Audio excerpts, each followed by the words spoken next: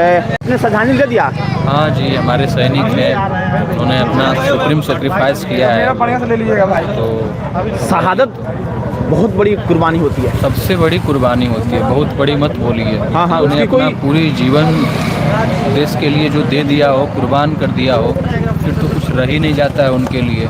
पूरी दुनिया छोड़ करके जो चले जाते हैं, मतलब ये समझिए सैनिक से बड़ा कोई सेक्रीफाइस नहीं कर सकता है। हम यहाँ पे आराम से रहते हैं और हमारे सैनिक वैसे घर से होते हैं जो कहीं ना कहीं उनके अंदर जज्बा होता है, भावना, बिल्कुल मिडिल क्लास किसान फैमिली से होते हैं। सैनिक ऐसे होते हैं जो अपने पूरा शहादत देने के बाद भी देश को मोटिवेट करते रहते हैं। प्रेरणा हमारे इतिहास के पन्नों में वो दिखते रहते हैं। जब जब हम 14 तारीख को उल्टेंगे तब ये पुलवामा वाला हमको दिखेगा कि हमारे देश को बचाने के लिए आज जो जम्मू कश्मीर हम देख रहे हैं, कुछ प्रसन्न विकसित विकास के और जो अग्रसर हो रहा है, जहाँ पे राइट टू एजुकेशन और राइट टू फूड सिक्योरिटी नहीं था, वो जम्मू कश्मीर को आज देखिए तो कंधे से कंधे मिलाकर और राज्यों के साथ जो है बढ़ रहा है हमारा भाईचारा जो है। अब हमें ये नहीं लगता है कि जम्मू कश्मीर जो है कहीं अलग है, जैसे उस तरह की सेना पे पत्थरबाजी और ये चीज़ होता था।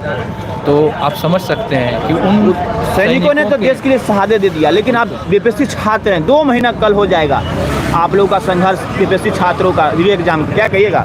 जिस तरह से सैनिक जो है अपना सीना ताने हुए रहते हैं बॉर्डर पे, ठीक उसी तरह से वो भले हमें छोड़ के चले गए हों, लेकिन अभी भी हमें प्रेरणा देते हैं कि नहीं, तब तक जमे रहना है, तब तक नहीं हटना है, जब तक ये अन्याय जो है जड़ से ख़त्म नहीं हो जाए।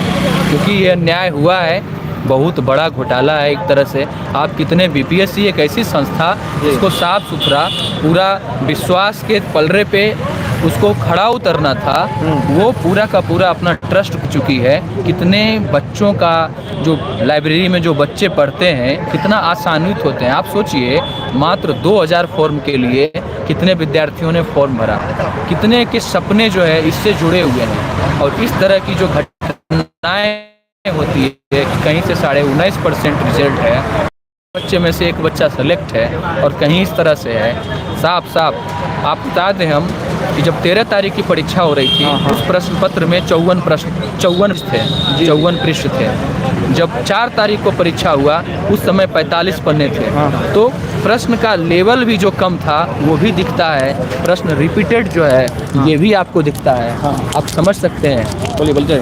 ठीक है, तो आपको तो ये दिखता है। दूसरी बात, जो प्रश्न थे 13 तारीख में, बहुत सारे उसमें से डेटा पूछा गया था और यहाँ पे क्वेश्चन जो है स्टैटिक इन नेचर है। आप बीपीएससी का एग्ज़ाम ले रहे हैं, आप विश्लेषण वाले क्वेश्चन पूछिए। आप तथ्यात्मक क्वेश्चन जब पूछेंगे और कहेंगे कि 120 नंबर लाने वाले मात्र एक विद्यार्थी है, तो उससे थोड़े आप सिलेक्शन कर सकते हैं एक अधिकारी का। फिर तो यूपीएससी आपसे सीखना चाहिए यूपीएससी को कि सारे फैक्ट यूपीएससी पूछ दे। क्यों पूछती है? हर क्वेश्चन बीपीएससी का एक क्वेश्चन, उसका हर ऑप्शन बराबर है। यूपीएससी का देखिए बड़ा ऑप्शन होता है। तो इस तरह से यूपीएससी से सीखना चाहिए किस तरह से कदाचार मुक्त परीक्षा होती है, वो पूरे भारत में मैनेज कर लेती है साफ सुथरी परीक्षा, और हम अपने बिहार राज्य में मैनेज नहीं कर पाते हैं, जबकि राज्य स्तरीय परीक्षा लेने वाली इकाई है। तो आप समझिए, तो सैनिक जो हमारे गए हैं, शहीद हुए हैं, हाँ शहीद जो हुए हैं, सुप्रीम सेक्रीफाइस जिन्होंने किया है, वो तो हमें हमेशा मोटिवेट करते हैं, हमेशा मोटिवेट करते हैं कि नहीं, कितनी भी विकट परिस्थिति आ जाए, जब तक ये न्याय, जब तक ये एग्ज़ाम नहीं होगा। और एग्ज़ाम की बात केवल नहीं, जो भी बैठे हुए हैं कुंडली मार के बहुत दिनों से उस आयोग में, और जो भी बच्चों के साथ छल कर रहे हैं, इस बार उनको पकड़ना चाहिए। लगभग 50 लोग अभी देख रहे हैं लाइव, क्या बिल्कुल कहिएगा? हम यही कहना चाहेंगे भाइयों, हम सब साथ हैं। हम सबों ने डॉक्यूमेंट को इकट्ठा किया है, प्रोसेस किया है, सड़क पे भी हम सब आए थे। और किन्हीं का भी अगर पीटी होता है, ठीक है, आप पढ़िए, बेशक पढ़िए, आप अपने कमरे में हैं, पढ़ाई पे भी ध्यान दीजिए।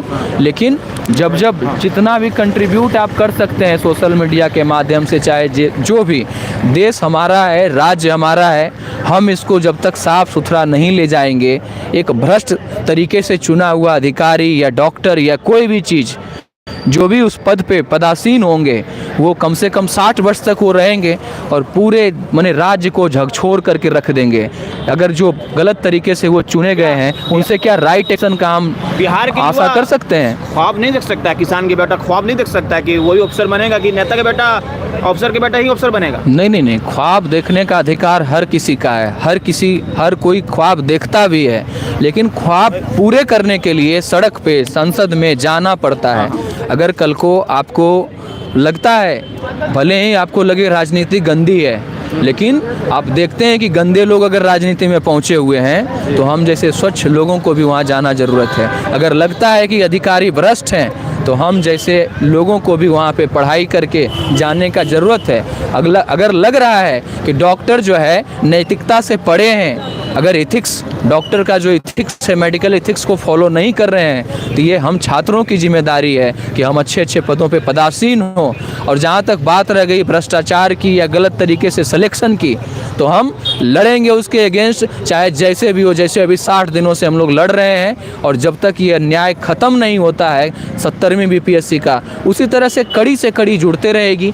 जिस तरह से आप देखते हैं कि कोई भी आविष्कार शुरू होता है तो हो सकता है कि वही वैज्ञानिक उसको अंत नहीं कर पाए, हो सकता है कि वायुयान का जो आविष्कार हो रहा था वो राइट ब्रदर्स वो पूरा का पूरा शुरू से अंत तक संपन्न नहीं किए होंगे। ठीक उसी तरह से आज 70वीं है, आज हम लोग सड़क पे हैं। अगर आप 71वीं में भी या और भी चीज़ जहाँ जहाँ हो रहा है, भाई लोग TRE 3 के लिए हैं, ये स्वच्छ प्रणाली का होना बहुत ज़रूरी है, ताकि छोटे तबके के लोग भी जो हैं, छोटे घर से, गरीब घर से जो बच्चे हैं, जो मेहनत लिए हुए आशा से लड़के लड़कियाँ जो देखते हैं स्वप्न, उनके स्वप्न को तभी पूरा किया जा सकता है जब अच्छे तरह से साफ़ सुथरा परीक्षा हो। संघर्ष एक से हाई कोर्ट में अभी तक सुनवाई नहीं हो पाया, बहुत लंबा खिंचाई जा रहा है। देखिए, कोर्ट की न्यायिक प्रणाली अपनी है, कोर्ट अभी छुट्टी पे है, हमारा बेंच खास करके अरविंद सिंह चंडेल साहब का, और वो चल रहा है।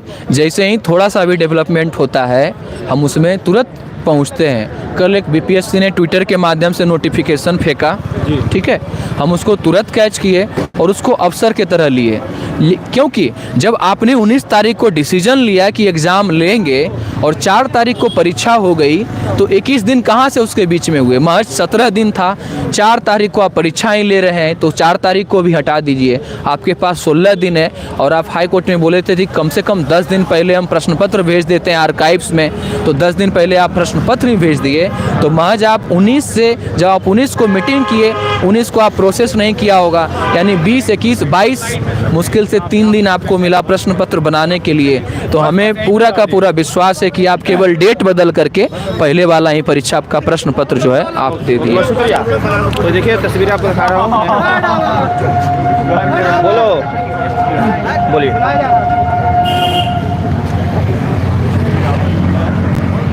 हाँ तो भेजता हूँ, ठीक है, भेज रहा हूँ। तो देखिए यहाँ पर रहमान सर हैं जो श्रद्धांजलि दे दिए हैं।